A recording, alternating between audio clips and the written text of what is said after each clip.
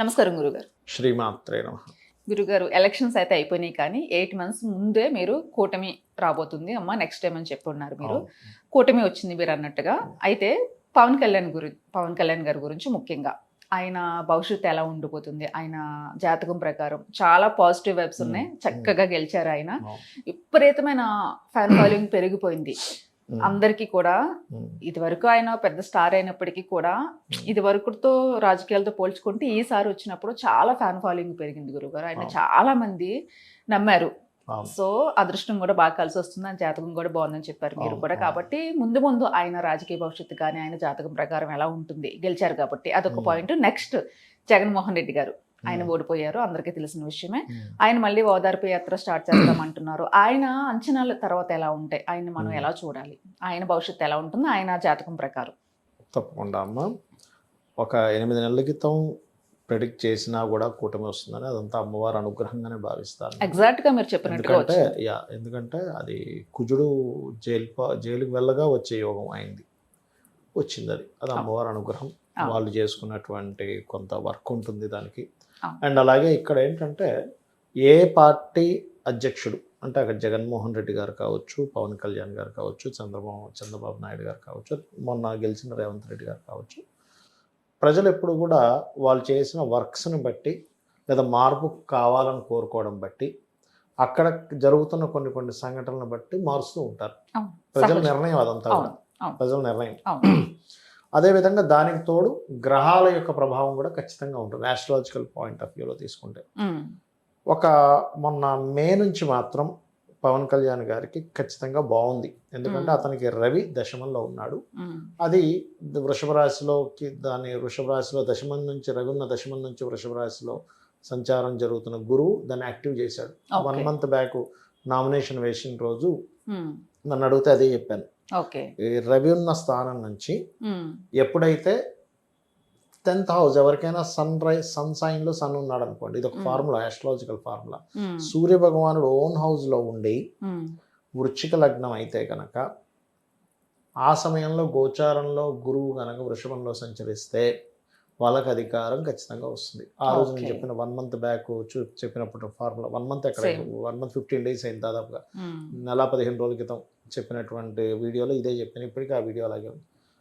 రాణిస్తారు. అంతకు ముందులాగా డిపాజిట్లు కోల్పోవడాలు అలా కాకుండా బాగా రాణించే యోగం ఉంది ఇప్పుడు పవన్ కళ్యాణ్ గారికి అని చెప్పారు. అది 1 సంవత్సరం పాటు ఉంటుంది. దాని తర్వాత ఆయన ఏం వదిలేస్తాడని కాదు, అక్కడ టైం, పాజిటివ్ టైం అది వచ్చింది. సో అది గుడ్. పవన్ కళ్యాణ్ గారికి ఒక స్టెప్ బై స్టెప్ ఒక మంచి స్టేజ్కి వెళ్తుంది. ఇదే పవన్ కళ్యాణ్ గారి జాతకం ఒక 7 years బ్యాక్ 8 years బ్యాక్ నాకు జాతకం చూపించాను. అప్పుడు యోగం లేదని కూడా చెప్పాను. అప్పుడు అంత యోగం లేదని చెప్పాను, ఎందుకంటే అప్పుడు ఫామ్ అవ్వలేదు. ఇక్కడ మీరు చూసే ప్రేక్షకులు అర్థం చేసుకోవాల్సింది ఏంటంటే, ఒక పేషెంట్ డాక్టర్ గారి దగ్గరికి వెళ్ళారమ్మా. డాక్టర్ గారు చూసి, అయ్యా నీకు లోపల లివర్ పాడైంది, నీకు బాగాలేదంటే ఏదో పేషెంట్ మీద గ్రడ్జ్తో ఏం చెప్పడు డాక్టర్ గారు. నీ పొజిషన్ ఎట్లా ఉంది, నువ్వు టాబ్లెట్ వేసుకోవాలని చెప్తాడు. అంతేగాని పేషెంట్ మీద ఎక్కువ డాక్టర్కి ఏమైనా కోపం ఉంటుందా? లేకపోతే ఒక ఆరోగ్యవంతమైన వ్యక్తి వచ్చినప్పుడు నీకేం లేదా అప్పు అని చెప్పి నేను ఆయన వృత్తి ఏంటంటే, డాక్టర్ గారు వృత్తి ఏంటంటే, అయ్యా నీకు ఇదేం పాడవలేదు, బాగానే ఉంది, నువ్వేం టెన్షన్ పడవు, నీకు ఏ రోగం రాలేదని పంపించడం, హెల్త్ ఇష్యూ పాడైతే నీకు ఇది ఉంది కాబట్టి నువ్వు చేసుకోమని పంపించడం డాక్టర్ వృత్తి.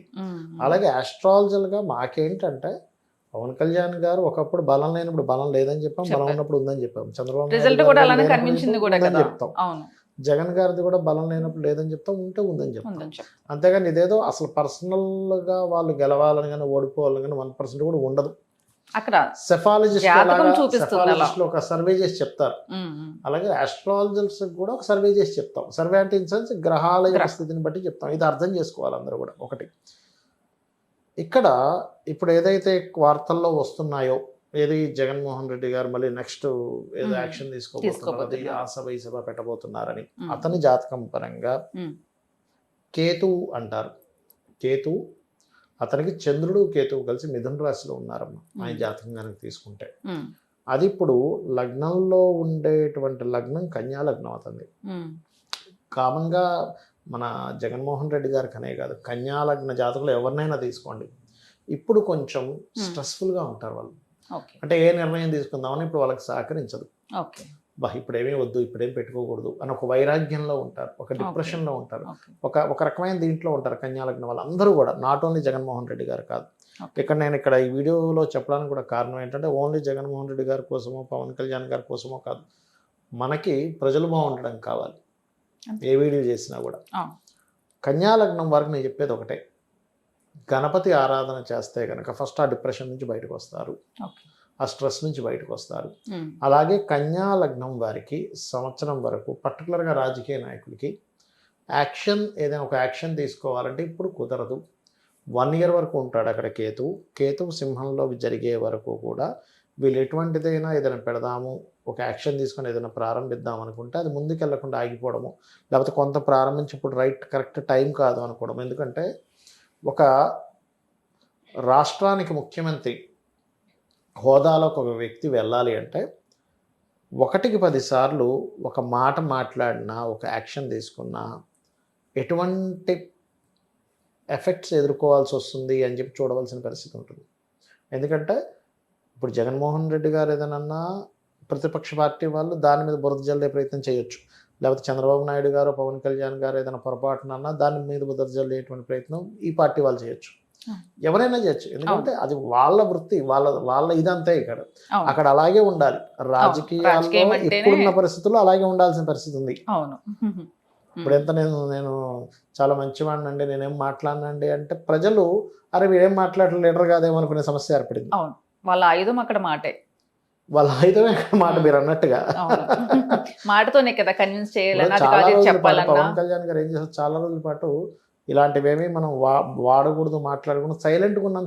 ప్రజలు ఎక్కడ కూడా లీడర్ గా చూడలేదు. ఎప్పుడైతే అగ్రెసివ్ గా మాట్లాడడం మొదలు పెట్టాడు ఆయన, అప్పుడు ఎస్ అయిన లీడర్ అన్నాడు.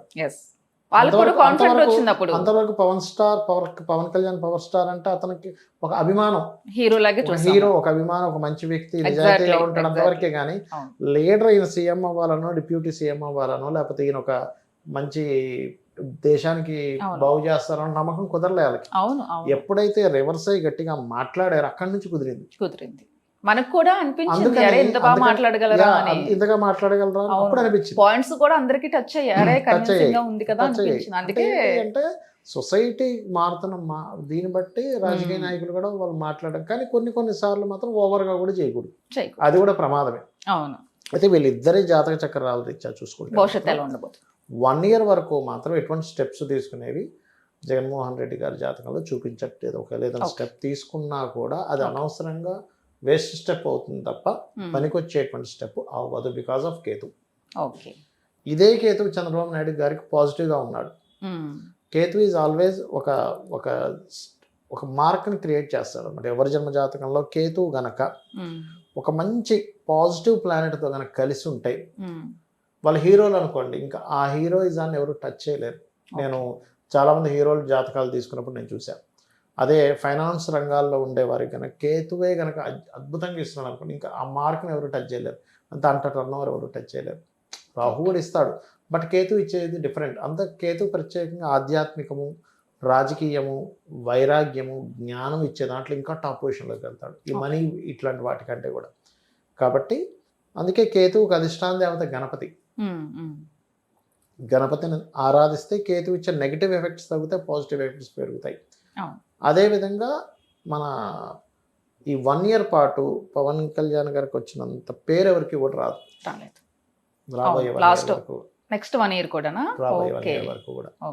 అటువంటి ఇది ఈ ప్రెసెంట్ ఈ 1 year నడుస్తుంది వీళ్ళిద్దరికి. ఆయనకి కొంచెం బ్యాడ్ టైం, సైలెంట్ గా ఉండాలి. సైలెంట్ గా అంటే బ్యాడ్ టైం అంటే ఒకటమ్మా, టైం ఎప్పుడు బ్యాడ్ గుడ్ అని నేను నమ్మను. టైంని మనం బ్యాడ్గా తయారు చేసుకుంటామో గుడ్గా తయారు చేసుకుంటామో మన చేతిలో ఉంటుంది అనిపిస్తుంది. ఆ టైంలో మనం స్ట్రాంగ్ అవ్వాలి, రియలైజ్ అవ్వాలి, అంతే కదా మీ మీనింగ్. టైంలో మనం ఒక టైం మనం ఎలా యూజ్ చేసుకుంటాం అనేది దాని మీద నెక్స్ట్ టైం డిసైడ్ అయి ఉంటుంది. అంటే లాస్ట్ టైం మీరు చెప్పింది ఆ స్టేజ్ గా అయింది, అందుకే నేను ఈ క్వశ్చన్ తీసుకోవాల్సి వచ్చింది. కూటమి వస్తుందని ఎప్పుడో 8 months బ్యాక్ చెప్పారు మీరు. పవన్ కళ్యాణ్ కూడా చాలా మంచి టైం నడుస్తుంది ఆయనకి, ఆయన కూడా మంచి మెజారిటీతో గెలుస్తారని చెప్పారు, అదే అయింది. కాబట్టి నెక్స్ట్ ఒక 1-2 years కూడా వాళ్ళిద్దరు లైఫ్ ఎలా ఉండబోతుందో తెలుసుకుందామని అడగడం జరిగింది. గురుగారు సూపర్ గా చెప్పారు. నమస్తే. శ్రీమాత్రే నమః.